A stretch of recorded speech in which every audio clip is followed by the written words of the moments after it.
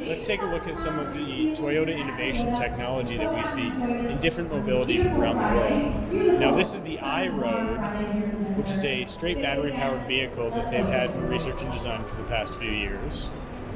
Next up is the LQ.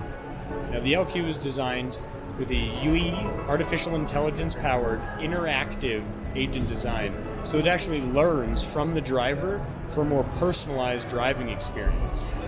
This will be interesting to see over the next few years.